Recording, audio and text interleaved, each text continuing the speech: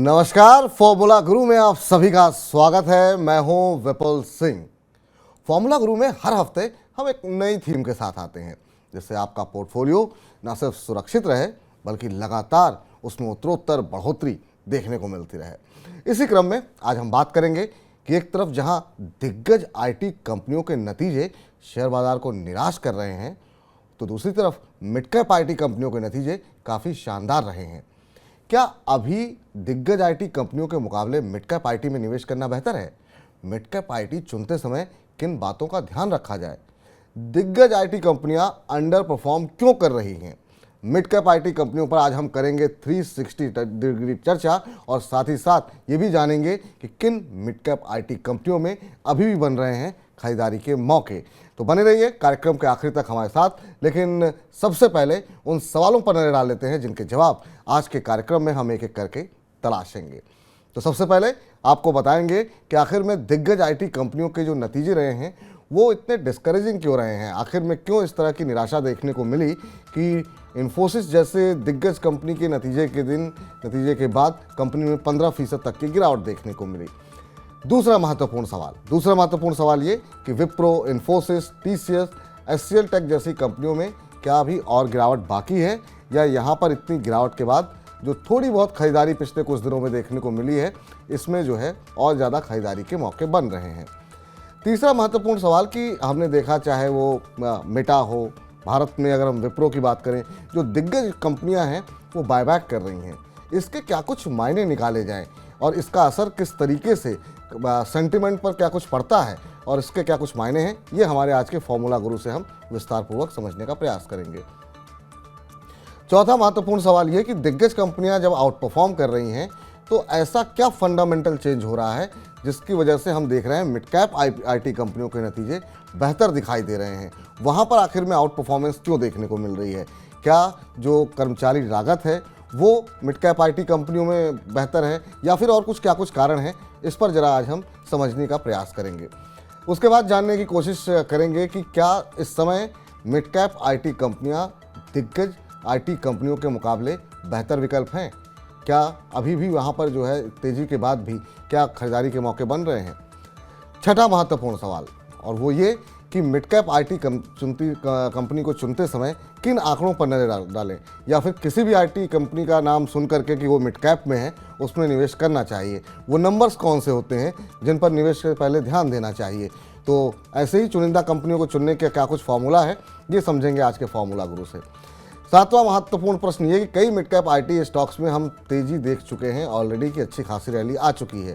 वहाँ पर अगर हम निवेश कर रहे हैं तो किन बातों का ध्यान रखना चाहिए, और क्या अब भी वहाँ पर वाकई में फ्रेश इन्वेस्टमेंट के लिए कोई भी जगह बचती हुई दिखाई दे रही है, इसको भी समझने की कोशिश करेंगे हम आज के अपने फॉर्मूला गुरु से। आठवां महत्वपूर्ण सवाल कि अगर हमें एक पोर्टफोलियो अपना बनाना हो तो उसमें मिड कैप आईटी का जो हिस्सा है वो कितना होना चाहिए, कितने फीसद निवेश हमें अब मौजूदा सेंटिमेंट को प्ले करने के लिए कितने पैसे वहाँ पर लगाए जाने चाहिए। और नवा और सबसे महत्वपूर्ण सवाल कि आखिर में अभी कौन सी मिड कैप आईटी कंपनियां हैं जहां पर खरीदारी के मौके बन रहे हैं, जहां पर आने वाले दिनों में हम शानदार जो है रिटर्न हमें देखने को मिलेंगे। चलिए, तो अब सबसे पहले तो अब वक्त हो चुका है कार्यक्रम में आपको रूबरू कराने का हमारे आज के फॉर्मूला गुरु। और आज के हमारे फॉर्मूला गुरु हैं शेयर इंडिया के VP and research head doctor Ravi Singh जी।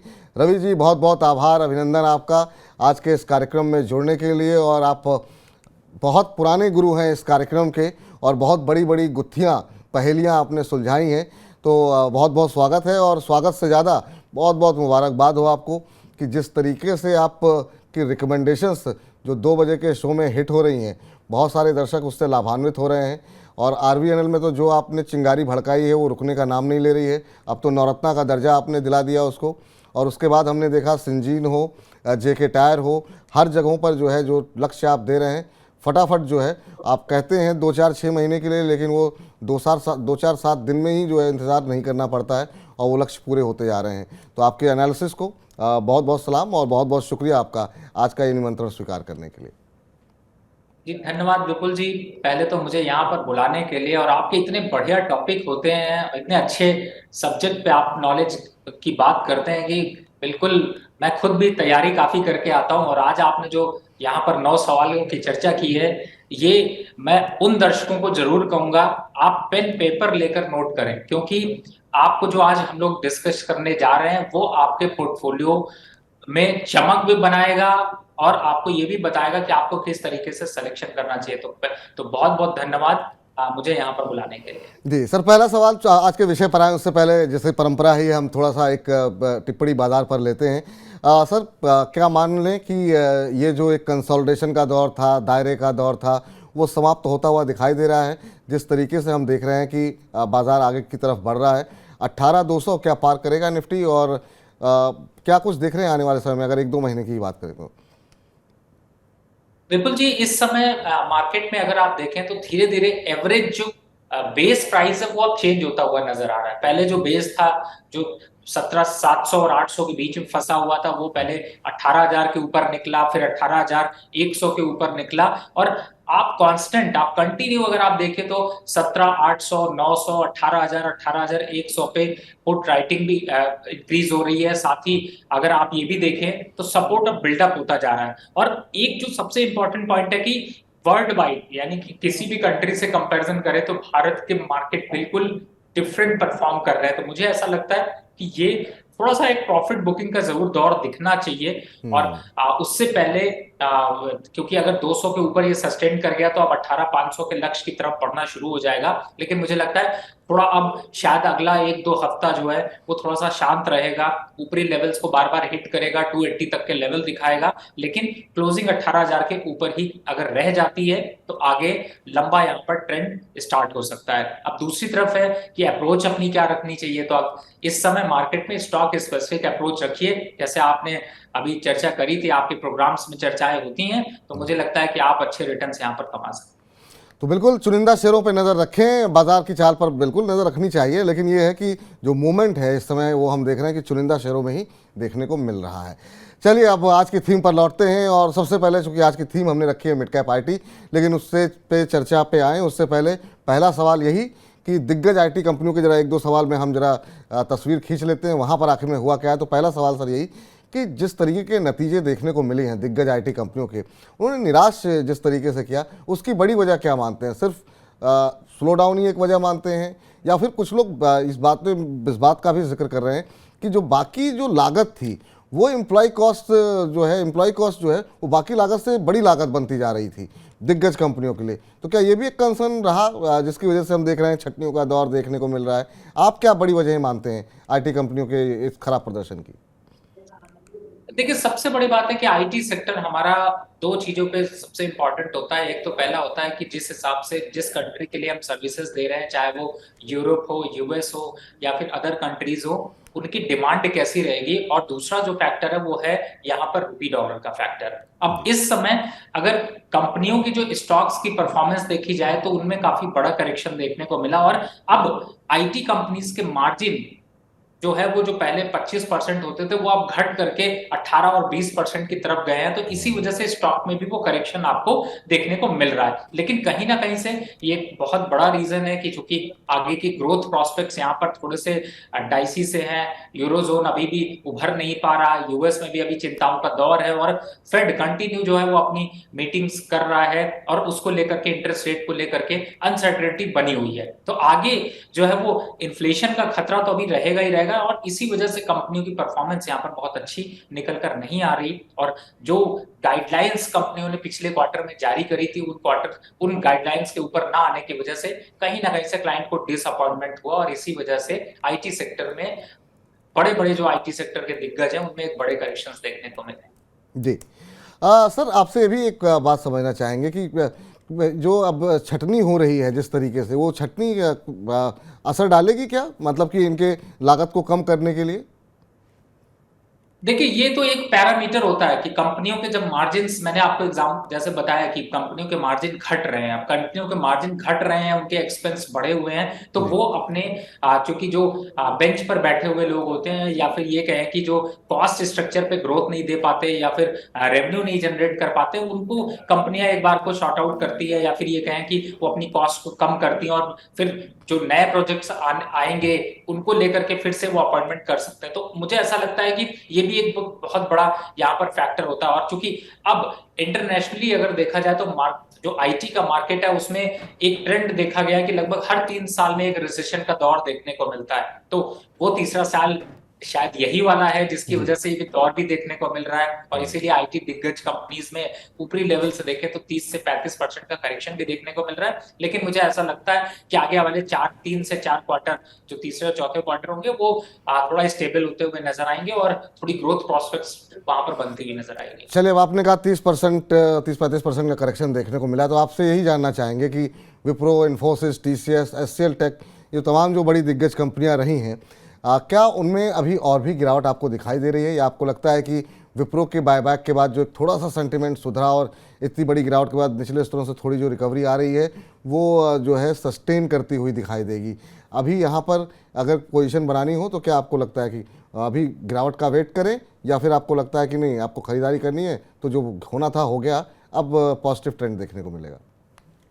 देखिए, इस समय विपुल जी ये बहुत इंपॉर्टेंट क्वेश्चन है। मैं इसलिए इंपॉर्टेंट कह रहा हूं क्योंकि मैंने बहुत ब्रोकिंग हाउसेस की रिपोर्ट देखी। सब ने जो है वो बहुत दिनों से अपनी पोजीशन की रेटिंग जो है वो सेम रखी हुई है। स्टॉक 45%, 35% करेक्ट हो गए हैं। तो अब इन्वेस्टर के लिए निकलना बहुत मुश्किल है। और इसीलिए मैं कहता हूं आपके फॉर्मूला गुरु में हम सीधे स्ट्रेट चर्चा करते हैं। अब इस समय आईटी की जो आपने दिग्गज की बात की, इन्फोसिस, विप्रो, टीसीएस, टेक महिंद्रा, एचसीएल, इन सबके फंडामेंटल काफी डिफरेंट है। बिजनेस कंपटीशन बहुत ज्यादा है। और इस समय जो लेवल्स है उनमें देखिए अभी पुल बैक बिल्कुल आएगा, लेकिन वो पुल बैक सस्टेनेबल नहीं होगा क्योंकि आगे आने वाले क्वार्टर्स भी बहुत अच्छे नहीं देखने को मिलेंगे। तो मुझे लगता है अगर आप खरीदने के लिए आतुर हैं तो मुझे ऐसा लगता है कि आपको 10% से ज्यादा अपना निवेश, यानी अगर आप 100 रुपए मार्केट में निवेश करने की सोच रहे हैं तो 10 रुपए से ज्यादा आप आईटी सेक्टर में निवेश ना करें, पहला। दूसरा है कि थोड़ा सा रुक कर निवेश करें। आप ऐसा सिचुएशन हो जाती है कि जो लोग पहले से फंसे हुए हैं वो लोग अभी एवरेज करने से भी बचें, और पुल बैक अगर आता है तो किसी दूसरी इंडस्ट्री की तरफ मूव कर जाएं, क्योंकि अब मुझे ऐसा लगता है कि इन लेवल्स पर से अगर देखते हैं तो कम से कम 8 से 10% का करेक्शन अभी इंडस्ट्री और दे सकती है। तो 8 से 10% का करेक्शन यहाँ पर अभी और देखने को मिल सकता है। तो अगर आपको निवेश करना ही है तो 10% से ज़्यादा जो है आप अभी कुल निवेश का मत करिए, बल्कि हो सकता है तो अभी अवॉइड कीजिए। बहुत सारे विकल्प हैं और रवि तो अक्सर जो है चर्चा करते रहते हैं और बहुत अच्छी रिसर्च लेकर के हमारे सामने लेकर के आते रहते हैं। अगले प्रश्न पर चलते हैं सर। विप्रो समेत कई दिग्गज जो कंपनियां हैं, अब वो हम देख रहे हैं कि चाहे जैसा हमने जिक्र भी किया शुरू में, मेटा हो या बाकी कंपनियां हो, उनमें हम देख रहे हैं कि वो बायबैक कर रही हैं। ये बायबैक करने के पीछे रीज़न क्या होता है, और इस बायबैक का क्या वाकई में सेंटिमेंट पे कोई असर पड़ता है क्या, आने वाले समय को लेकर के और कंपनी की वैल्यूएशन को लेकर के? इसकी वजह आपको क्या लगती है? देखिए, बायबैक तो सबसे बड़ी बात है कि बायबैक कंपनियां वही करती हैं जो अपने प्राइसेस को थोड़ा रोकना चाहती है। मैं एक एग्जांपल, आपने विप्रो की बात की है, विप्रो के ही मैं प्राइसेस की बात करूं तो विप्रो के प्राइस जो है वो 700 रुपए थे और आज 350 रुपए के पास पहुंच गए, यानी 50% का सीधा करेक्शन देखने को मिला। अब कंपनियां बायबैक इसलिए करती है कि एक तो इन्वेस्टर का लॉस को थोड़ा सा रोका जा सके, ऊपर से जो कंपनियों के प्रॉफिट मार्जिन हैं उनको एडजस्ट करें और किसी तरीके से ईपीएस थोड़ा सा ऊपर लेकर आए। इसकी वजह से इन्वेस्टर को तो फायदा होगा, लेकिन कम से कम प्राइसेस में जो एक डाउनफॉल देखने को मिल रहा है वो डाउनफॉल रुकता हुआ नजर आएगा। तो कंपनियां इस तरीके की एक्सरसाइज करके इन्वेस्टर को भी बचाती हैं और उनको जो बड़े लॉसेस हो रहे हैं वो लॉसेस को रोकने की कोशिश करती हैं, जिससे कि सेंटिमेंट भी यहां पर बदलता है। तो मुझे ऐसा लगता है कि बायबैक ऑफ जो इस तरीके के होते हैं वो उन इन्वेस्टर के लिए एक तरीके से दवा का काम करते हैं जो इन्वेस्टर पुराने प्राइसेस पे फंसे हुए हैं और प्राइसेस गिरती जा रही हैं कंटिन्यू। तो मुझे लगता है उनको एक मौका मिलता है यहाँ पर। जी। चलिए, इस बीच अब अगले प्रश्न की तरफ बढ़ते हैं। और हमने देखा कि तमाम दिग्गज कंपनियों के मुकाबले अब मिड कैप कंपनियों के नतीजे जो है वो काफ़ी बेहतर देखने को मिले। आपसे यही समझना चाहेंगे सर कि आप इसकी वजह क्या मानते हैं कि कहाँ पर जो है दिग्गज कंपनियाँ चूक रही थी और मिड कैप कंपनियाँ क्यों आउट परफॉर्म करती हुई दिखाई दे रही हैं? क्या उन्होंने अपनी जो लागत है उसको कंट्रोल रखा है, या उनके बिजनेस का फोकस जो है वो दिग्गज कंपनियों के मुकाबले ज़्यादा क्लियर रहता है?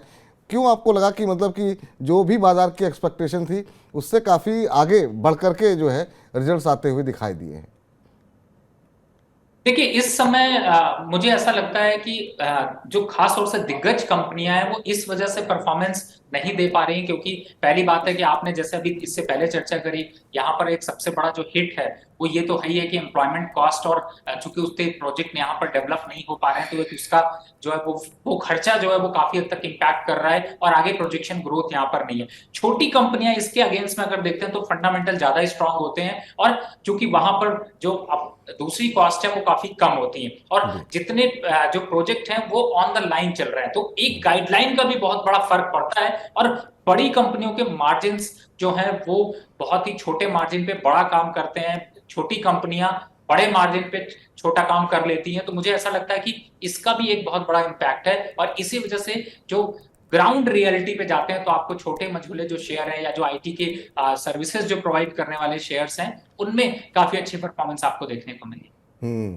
चलिए, तो इस बीच जरा आगे बढ़ें। अब हमारे 3-4 सवाल पूरे हुए हैं। अब जरा हम दिग्गज चर्चा क्यों कर रहे हैं। हम सबको पता है कि ऊपरी स्तरों से बड़ी दिग्गज कंपनियां 30 से 35% फिसली हैं, लेकिन चार्ट जरा कुछ एक कंपनियों को देख लेते हैं, 2-3 कंपनियों की, कि वहाँ पर जो है आज की इस चर्चा का मुख्य कारण रहा क्यों किस तरीके से आउट परफॉर्मेंस देखने को मिल रही है। तो जरा एक एक करके जरा चार्ट हम चाहेंगे कि ज़रा स्क्रीन पर लाए जाएं, और यहाँ पर आप देखिए जो है टेक महिंद्रा में, हालांकि दिग्गज कंपनी है यहाँ पर, लेकिन साइंट के अगर हो चार्ट तो है वो अगर हम देखें, कोफोर्ज में हमने देखा काफ़ी अच्छा मूव देखने को मिला है। इसके अलावा जो है साइंट में आप देखिए कि 17-18% का मूव देखने को मिला।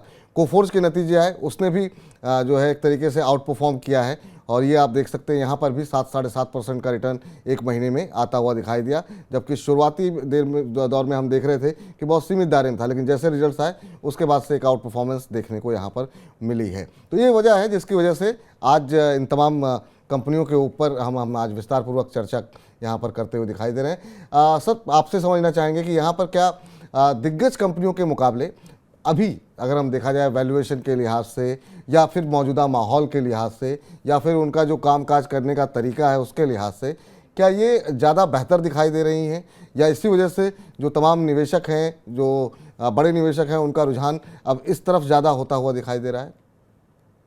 देखिए सबसे बड़ी बात है कि जो कोफोर्ज की यहाँ पर चर्चा करें उसका फंडामेंटल काफी स्ट्रांग देखने को मिला, और आपके जो 2 बजे के शोज है उस पे भी आपके जो इन्वेस्टर जो आपको फॉलो करते हैं उन्होंने भी क्वेश्चन पूछे थे। तो मुझे ऐसा लगता है कि कहीं ना कहीं से अब चूंकि जब small companies, mid cap companies जो आईटी की हैं उनमें अगर परफॉर्मेंस निकलती है तो इन्वेस्टर का रुझान भी उन्हीं की तरफ बढ़ता है, और चूंकि ये कंपनी ग्राउंड रियलिटी पे अगर जाते हैं तो काफी अच्छा है, सेक्टर पी के हिसाब से भी अच्छे पी पे और वैल्यूएशन पे चल रही है, तो मुझे लगता है उसका बेनिफिट यहाँ पर मिल रहा है। और अभी भी इन कंपनियों में हम लोग लास्ट में 2-4 कंपनी जरूर यहाँ पर रिकमेंड करेंगे, उन कंपनियों की यहाँ पर परफॉर्मेंस जो अच्छी है उनमें रिटर्न्स आपको जरूर मिल सकते हैं। तो मुझे ऐसा लगता है कि बिल्कुल बेहतर स्ट्रैटेजी है कि आप लार्ज कैप के बजाय आप मिड कैप की कंपनी की तरफ, स्मॉल कैप की कंपनी की तरफ थोड़ा सा अपना रुझान ज्यादा रखें तो उसका फायदा ज्यादा मिलेगा। चलिए, अब आगे बढ़ते हैं और आपसे समझना चाहेंगे कि मिड कैप आईटी कंपनी को जब हम चुनते हैं तो किन आंकड़ों पर नज़र रखें। और ये काफ़ी महत्वपूर्ण फॉर्मूला है इस समय, क्योंकि बहुत सारे जो हमारे दर्शक होते हैं वो सेंटिमेंट को देखते हैं, और सेंटिमेंट में जो भी कंपनी अच्छी दिख गई या उनको लगता है मिड कैप आईटी चल रहा है तो कुछ भी ले लो तो चलता रहेगा। तो क्या ये बात सही है? और दूसरा, अगर मिड कैप आईटी में ही चुनना हो तो वो कौन से नंबर्स होते हैं जिन पर बड़ी पैनी निगाह रखनी चाहिए, जिनको चुनते समय जो है बहुत ध्यान रखना चाहिए? देखिए सबसे बड़ी बात है कि जब भी आप कोई आईटी कंपनी को सेलेक्ट करें या कुछ भी आप मिड कैप लार्ज कैप देख रहे हो तो बहुत कॉमन पॉइंट, आपने बहुत सही बात कही विपुल जी, कि कुछ कॉमन पॉइंट्स हैं जिसे आप चाहे लार्ज कैप हो या फिर मिड कैप हो आपको ध्यान रखना चाहिए। सबसे पहला फैक्टर होता है सेक्टर पी। आप सेक्टर पी का कंपैरिजन आप उस कंपनी से जरूर करें और उसके बाद ही उस कंपनी के डिसीजंस को लें, पहला। दूसरा होता है कि सेल्स रेवेन्यू कैसा है, और तीसरा जो सबसे इंपॉर्टेंट पॉइंट है वो है पैट ग्रोथ। अगर आपके सेल्स अच्छी है, पैट ग्रोथ अच्छी है, तो आपको ऑटोमेटिकली उसमें परफॉर्मेंस देखने को मिलेगी। और जो सबसे इंपॉर्टेंट है वो है पी रेशियो, यानी कि अगर सेक्टर से कंपैरिजन कर रहे हैं तो आपको पी रेशियो से काफी अच्छी अंदाजा लग जाएगा कि स्टॉक कितने पी पे है, कितने मल्टीपल पे चल रहा है। तो ये कुछ ऐसे फंडामेंटल फैक्टर हैं जिसको लेकर के आप एक बार को पहले इनकी लिस्ट बना करके आप इनके कंपैरिजन कर सकते हैं। और उसके बाद जैसा मैंने पहले सवाल में कहा था कि इंपॉर्टेंट ये कि बिजनेस आगे प्रॉस्पेक्ट क्या है और रुपी डॉलर की ग्रोथ का क्या इंपैक्ट पड़ रहा है उस कंपनी के शेयर प्राइसेस में। ये ऐसे इंपॉर्टेंट फैक्टर है, 5 फैक्टर जिसको लेकर के आप ग्रोथ और वैल्यूएशन सबको फाइंड आउट करके आसानी से सिलेक्शन कर सकते हैं और आप स्टॉक को निवेश के लिए सेलेक्ट कर सकते हैं। जी, एक अगले प्रश्न पर जाएं। इसी से जुड़ा हुआ एक प्रश्न है सर कि ये जो मैक्रो आंकड़े होते हैं जिसको कि हम अभी इस्तेमाल कर रहे थे दिग्गज आईटी कंपनियों को लेकर के कि यूएस में और यूरोप में जो कंसर्न है या बाकी दुनिया भर में जो समस्याएं चल रही हैं उसका असर कहीं ना कहीं दिग्गज कंपनियों पे पड़ा है। मिड कैप आईटी कंपनियों के लिए ये मैक्रो आंकड़े कितने महत्वपूर्ण होते हैं? क्या इन पर उनका कम असर होता है या इनकी स्ट्रेटजी जो है थोड़ी अलग होती है अपने कामकाज को लेकर के? देखिए, बस इतना है कि जो कंपनियां जैसे इन्फोसिस है और विप्रो है, टीसीएस है, इन कंपनियों के एक्सपोजर बाहर बहुत ज्यादा है और इसकी वजह से उनके नंबर्स पर ज्यादा फर्क पड़ता है। लेकिन जो डोमेस्टिक लेवल पर हैं, यानी कि जो रीजनल लेवल पर हैं या फिर जो छोटी स्मॉल कैप कंपनीज हैं, उनमें थोड़ा इम्पैक्ट कम होगा। यानी कि अगर मैं एक रेशियो समझाने की कोशिश करूं तो अगर बाहर की ग्रोथ को लेकर के 30% से 40% का ग्रोथ रेवेन्यू पे हिट पड़ सकता है, तो जो डोमेस्टिक लेवल पर है उनमें 8 से 10% का पड़ेगा। तो वो शायद कहीं ना कहीं से रीजनेबल है, प्रॉफिटेबिलिटी गिर सकती है। या फिर अगर डोमेस्टिक लेवल की ग्रोथ ज्यादा है, जैसे आज यूएस के कंपैरिजन में इंडिया की ग्रोथ ज्यादा है, यहाँ की इकोनॉमी ज्यादा तेजी से ग्रो कर रही है, तो उसका फायदा इन कंपनीज को मिलता है। चलिए अगले प्रश्न पर आते हैं और अब धीरे धीरे हम बहुत नज़दीक पहुंच रहे हैं उस आंकड़े की जिसके कि हमारे तमाम दर्शक इंतज़ार करते हैं कि तमाम रिसर्च का लबोलुआब उनको देखने को मिले। लेकिन उससे पहले ज़रा कुछ महत्वपूर्ण प्रश्न है कि कई मिड कैप आईटी स्टॉक्स में तेज़ी आ चुकी है काफ़ी ज़्यादा, जिसमें कि कुछ एक कंपनियों के चार्ट्स अभी हमने दिखाए थे और कुछ एक कंपनियों के चार्ट्स अब हम चाहेंगे कि अगर हम मंथली चार्ट दिखा सकें कुछ एक कंपनियों के जिनमें काफ़ी अच्छा मोमेंटम देखने को मिला। इसमें साइंट है, कोफोर्ज में काफ़ी अच्छी तेज़ी देखने को मिली है। इसके अलावा आज भी कुछ एक कंपनियों में काफ़ी अच्छा मोमेंटम बनता हुआ दिखाई दिया। लेकिन उसके बावजूद क्या आपको लग रहा है कि यहाँ पर कोई अपॉर्चुनिटी बनती है या आपको लगता है कि किस आधार पर ये तय करना चाहिए? बहुत लोग कहते हैं काफ़ी रैली आ गई है, अब आप नया निवेश मत करिए, तो अभी क्या उतनी तेज़ी आ चुकी है मिड कैप आईटी में? देखिए, मुझे लगता है ये रिस्क एपेटाइट के ऊपर होता है कि आप 10 से 15% का कुछ रेवेन्यू ग्रोथ देखते हैं या फिर ये कहें कि अपवर्ड मोमेंटम है, तो आप इस तरीके की कंपनीज का सिलेक्शन कर सकते हैं। लेकिन मुझे ऐसा लगता है कि अगर जब लॉन्ग टर्म की बात की जाती है, 3 साल से 5 साल का आपका व्यू होता है, तो बहुत ज्यादा मैटर नहीं करता। बस स्ट्रैटेजी आपको चेंज करनी होती है कि कब आपको 100% का निवेश बढ़ाना है और कब आपको 50% का निवेश बढ़ाना है। इस स्ट्रैटेजी का अगर ध्यान रखें तो आप उस साइकिल का फायदा उठा सकते हैं, क्योंकि आज का जो मार्केट है उसमें उतार और चढ़ाव हमेशा बना रहेगा। लेकिन आप राइट टाइम सही समय पे निवेश करेंगे तो ज्यादा इन्वेस्टमेंट में फायदा होगा। सर मतलब इसको अगर अगर हमको देखना हो कि मतलब कि क्या वाकई में बहुत सारे लोग कहते हैं वैल्यूएशन बहुत महंगी है, वैल्यूएशन ज़्यादा हो गई है, इसका अंदाज़ा मतलब एक आम निवेशक कैसे लगाए? जैसे मान लीजिए कि किसी शेयर में 10% की तेज़ी है और उसके बाद भी आप जैसे विश्लेषक अगर उसको रिकमेंड करते हैं, तो एक आम दर्शक किसी दूसरे शेयर में 10% की तेज़ी आने के बाद उसमें निवेश करता है तो लोग कहते हैं बहुत हाई वैल्यूएशन पे ले लिए। तो इसका अंदाज़ा कैसे लगाया जाए? क्योंकि ये काफ़ी महत्वपूर्ण सवाल है और बहुत सारे लोग बहुत तेज़ी वाले शेयर में भी पैसा बना लेते हैं और बहुत सारे लोग 2-4-5% के बाद भी अगर खरीदते हैं तो लोग कहते हैं बहुत महंगा ले लिया और फिर वो शेयर नीचे आ जाता है। विपुल जी, बहुत अच्छा सवाल है। देखिए, सबसे इंपॉर्टेंट है कि वैल्यूएशन को आप उसकी ग्रोथ से सीधे रिलेट कर लीजिए। आज मैं एक शेयर खरीदता हूं जो कि आज 10% ऑलरेडी चल चुका है, लेकिन उसके बिजनेस और उसके टाई अप उसके नंबर्स जो हैं वो आगे 40% की ग्रोथ दिखा रहे हैं, तो वो 10% भी कोई फर्क नहीं पड़ता, क्योंकि 30% की रैली अभी बाकी है। अब एक स्टॉक है जो 30% रैली कर चुका है और अब आगे का प्रोस्पेक्ट वहां से गिरने का है, तो मैं अगर वहां पर निवेश करूंगा तो वो स्टॉक ऑटोमेटिकली 10-15% का करेक्शन दिखा लेगा। तो ये फैक्टर जो है वो आपको नंबर्स के पैटर्न पे देखना पड़ता है। लेकिन मैं फिर भी आपको बहुत इतना कैलकुलेट कर पाना किसी आम इन्वेस्टर के लिए बहुत डिफिकल्ट है। आप इसमें किसी भी फाइनेंशियल एडवाइजर की राय ले सकते हैं, लेकिन बिल्कुल। उससे भी ज्यादा अच्छा तरीका मैं जो बता रहा हूं वो ये है कि आप लॉन्ग टर्म जब 3 साल और 5 साल का प्रोस्पेक्ट रखते हैं तो ये सारी साइकिल आपकी कंप्लीट हो जाती है। और जब आपकी साइकिल कंप्लीट होती है और पार्शियल आप इन्वेस्टमेंट करते हैं, आपने अभी 50,000 रुपए डाले, फिर आप 2 महीने बाद 4 महीने बाद 50,000 रुपए डालते हैं, फिर 4 महीने बाद डालते हैं, तो इस टाइप की जो स्ट्रैटेजी होती है उसमें क्या होता है कि आप प्राइसेस को हाई पे भी लेते हैं, लो पे भी लेते हैं, लेकिन आपका एवरेज प्राइस सही जगह पे होता है, तो आप उसका फायदा उठा सकते हैं। और जब आप 3 से 5 साल किसी भी कंपनी किसी भी प्रोजेक्ट को चलने में 3 से 5 साल का समय देना एक वाजिब है, जो कि आपको अच्छे रिटर्न्स देता है। तो इन महत्वपूर्ण चीज़ों का जो है ध्यान रखिए आप, कि ऐसा नहीं है कि कोई भी शेयर जो है थोड़ा सा चल रहा है या बहुत तेज़ हो गया है तो उसके आगे नहीं जाएगा, या किसी शेयर में थोड़ी सी तेज़ी आ गई है तो बहुत महंगा हो गया है। तो इन तमाम चीज़ों का, छोटी छोटी चीज़ों का ध्यान रखिए जब भी आप अपने पैसे को लगाएं। अब सवाल ये होता है सर कि अब चूँकि आजकल फैशन में है, ट्रेंड है, और बहुत सारे विश्लेषक ये कहते हैं ट्रेंड जो होता है वो शेयर बाज़ार में आपका सबसे बड़ा फ्रेंड होता है। तो अब ये ट्रेंड है मिड कैप आईटी का और काफ़ी अच्छा मोमेंटम बना हुआ है।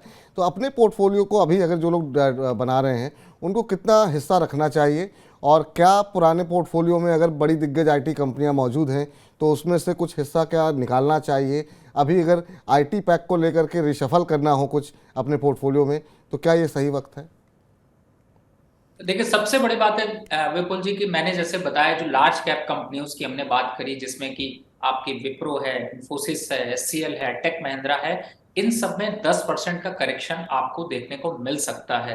और अगर आपको लंबे समय के निवेशक है तो मुझे लगता है इन 10% से बहुत ज्यादा फर्क नहीं पड़ेगा। तो सबसे इंपॉर्टेंट पॉइंट यही है कि अगर आप निवेश करना चाहते हैं तो थोड़ा रुकना चाहिए, पहला पॉइंट है। दूसरा पॉइंट, अगर आते हैं कि आप अपना रिशफल करना चाहते हैं और कुछ स्टॉक्स निकालना चाहते हैं, कुछ स्टॉक चेंज करना चाहते हैं, या हो सकता है आपने लोअर लेवल पे खरीदा हो और आपको थोड़ा प्रॉफिट आ रहा है, तो आप 10 से 15% का निवेश आप रिसफल कर सकते हैं, या फिर आप छोटे जो मंझोले कंपनीज हैं जिनकी परफॉर्मेंस अच्छी चल रही है, आप उनको अपने पोर्टफोलियो में ऐड कर सकते हैं। लेकिन इस समय आईटी सेक्टर को आपको थोड़ा समय देना पड़ेगा, और इसलिए मैं कह रहा हूं क्योंकि जो आगे निफ्टी की ग्रोथ है, जो निफ्टी के टारगेट हैं, अगर यहां से 15% मार्केट चलेगा तो उसके लिए आईटी एक अहम रोल अदा करेगा, लेकिन थोड़ा रुक रुक कर करेगा। तो समय देने वाला अगर इन्वेस्टमेंट है तो बिल्कुल करना चाहिए। तो समय दे सकते हैं तो बिल्कुल करना चाहिए। अपने पोर्टफोलियो में जो है आप रख सकते हैं 10 से 15%, और बाकी अपने रिस्क की लेने की क्षमता के अनुसार, अपने नज़रिए के अनुसार, आपका कितनी लंबी अवधि का नज़रिया है उस हिसाब से आप ये निर्णय कर सकते हैं कि आपको अपने पैक में आईटी कंपनियों के कितने शेयर रखने चाहिए। सर, आखिरी प्रश्न आपसे पूछूं कि अभी कौन सी आपकी पसंदीदा कंपनियां हैं, उससे पहले कुछ बात अगर आपको लगता है कि छूट गई हो मिड कैप आईटी कंपनियों को लेकर के या निवेश करने को लेकर के, तो मैं चाहूँगा कि आप उस पर टिप्पणी करें सर। देखिए, मुझे सबसे बड़ी बात है कि विपुल जी, आप कभी कुछ छोड़ते नहीं है ना। आपने सब कुछ कवर कर लिया। कुछ मुझे ऐसा लगता नहीं, अगर एक इन्वेस्टर के पॉइंट ऑफ व्यू से मैं सोचता हूं जी। तो मुझे फ्यूचर प्रोस्पेक्ट्स भी पता चल गया, लार्ज कैप कंपनीज में क्या करना है वो भी पता चल गया, शॉर्ट टर्म कम मतलब मिड कैप और स्मॉल कैप में क्या स्ट्रैटेजी रखनी चाहिए वो भी पता चल गया, किन कब स्टॉक को सफल करना चाहिए वो भी पता चल गया। तो मुझे लगता है कंप्लीट सोल्यूशन मिल गया है। अब अगर आप कहते हैं तो मैं 2-4 स्टॉक्स के नाम यहाँ पर ले। बिल्कुल, तमाम हमारे दर्शक जो है इसी बात का इंतज़ार जो है वो कर रहे होंगे कि ये जो पूरा हम लोगों ने मंथन किया इसमें से जो अमृत निकला है, क्योंकि मेहनत कोई नहीं करना चाहता है, अमृत पीना सब चाहते हैं। तो मेहनत जो आपकी है उसका लाभ हमारे बाकी दर्शक उठा लें। तो कौन से मिड कैप आईटी कंपनी आपको ऐसी हैं जहां पर आपको लगता है अभी भी अपॉर्चुनिटीज़ है? देखिए, इस समय मैंने बताया मिड कैप में अगर आप कंपनीज में निवेश करते हैं तो आप इस बात का जरूर ध्यान रखें कि आपको यहाँ से 8 से 10% की रैली बहुत आसानी से मिल सकती है, और लंबे समय के लिए रखते हैं तो 30 से 35% का मुनाफा आपको ये कंपनीज देंगी। और पहली कंपनी की बात करूं तो है LTI माइंडट्री, जो कि एक अच्छे मोमेंटम के साथ चल रही, नंबर्स अच्छे आए हैं, आप इसको फोकस कर सकते हैं। दूसरा है L&T टेक। इस कंपनी ने पीछे सरप्राइज किया अपने नंबर्स को लेकर के, तो आप इसको फोकस कर सकते हैं। और एक और स्टॉक है जिसको कहते हैं सोनाटा सॉफ्टवेयर। इस स्टॉक ने अभी तक निगेटिव का मुंह देखा ही नहीं है, यानी कि डाउन ट्रेंड इसमें अभी करेक्शन का फेज भी नहीं आया, तो आप इसको अपने पोर्टफोलियो में शामिल कर सकते हैं। और लास्ट बट नॉट लीस्ट, इसमें बिरला सॉफ्ट, जिसके की नंबर्स यहाँ पर काफी जो है वो स्टेबल हैं, तो मुझे ऐसा लगता है ये ऐसी 4 कंपनीज हैं जिनको कि आप निवेश के लिए शामिल कर सकते हैं और अपने पोर्टफोलियो में ऐड करके आने वाले समय में अपनी चमक बढ़ा सकते हैं। चलिए, तो इस बीच जरा हम चाहेंगे एक बार फिर से जरा फुल स्क्रीन में दिखा दीजिए हमारे दर्शकों को वो कौन कौन सी आज की कंपनियां हैं जिसको कि पसंद कर रहे हैं डॉक्टर रवि सिंह जी। और आजकल रवि सिंह की जो भी रिकमेंडेशन है काफ़ी शानदार चल रही है। LTI माइंट्री में खरीदारी की सलाह है, मिड कैप IT में अगर आप निवेश करना चाह रहे हैं। L&T टेक में मौजूदा स्तर पे जो है वो निवेश किए जा सकते हैं, ये उनको अच्छी पसंदीदा कंपनी लग रही है। सोनाटा सॉफ्टवेयर में खरीदारी करने की सलाह दे रहे हैं और बिरला सॉफ्ट में भी निवेश करने की सलाह है। तो आपको इस आधे घंटे के कार्यक्रम में सिर्फ 4 कंपनियां बताई गई हैं, तो पूरी मंथन का जो लब्बुल हुआ है वो 4 कंपनियां हैं। एक बार फिर से जरा ये बताएंगे सर आप कि आप कितने % के रिटर्न की एक्सपेक्टेशन आपने बताई थी? देखिए शॉर्ट टर्म में तो ये आपको ये 8 से 10% दे सकती हैं, लेकिन लॉन्ग टर्म में अगर रखते हैं तो 30 से 35% की रैली आपको मिल सकती है। और जब लॉन्ग टर्म की बात करते हैं तो आपका प्रॉस्पेक्ट कम से कम 3 साल का होना चाहिए। तो 30 से 35% का रिटर्न वहाँ पर और 10-12% का रिटर्न जो है आपको शॉर्ट टर्म में भी देखने को मिल सकता है। रवि जी, हर बार की तरह आज आप हमारे गुरु बने, बहुत बहुत शुक्रिया, आभार, अभिनंदन आपका। बहुत अच्छा लगता है सर, नई नई चीज़ें सीखने को मिलती है हमारे दर्शकों को। और साथ ही साथ आजकल जो आप 2 बजे के कार्यक्रम में अपनी शिरकत कर रहे हैं और जो ज्ञान दे रहे हैं उससे हमारे दर्शक बहुत लाभान्वित हो रहे हैं। तो अपनी कंटिन्यूटी आप बनाए रखिए 2 बजे के शो में भी। हमारे तमाम दर्शकों के प्रश्नों के उत्तर जो आप दे रहे हैं, लोग बहुत आनंदित हो रहे हैं उससे। बहुत बहुत शुक्रिया सर आज का हमारा निमंत्रण स्वीकार करने के लिए। जी धन्यवाद। तो फिलहाल अब फॉर्मूला गुरु को समेटने का वक्त आ गया है, लेकिन अगर आपने दिग्गज IT कंपनियों में शेयर ले रखे हैं या किसी और शेयर बाजार के किसी और सेक्टर के अंदर पैसे लगा रखे हैं, तो आप रोज़ दोपहर 1 बजे हमारे साथ जुड़िए, पूछिए अपने सवाल। हर रोज़ कोई ना कोई दिग्गज हमारे साथ जुड़ते हैं और साथ ही साथ वो अपनी अपनी इन्वेस्टमेंट टिप्स भी देते हैं और बताते हैं कि आपका पोर्टफोलियो कितना सही है। तो दोपहर 1 बजे हर रोज़ सोमवार से शुक्रवार जुड़िए मनी 9 के साथ। फिलहाल आज के फॉर्मूला गुरु में इतना ही, लेकिन तमाम बड़ी खबरों के लिए आप बने रहिए मनी 9 के साथ। नमस्कार।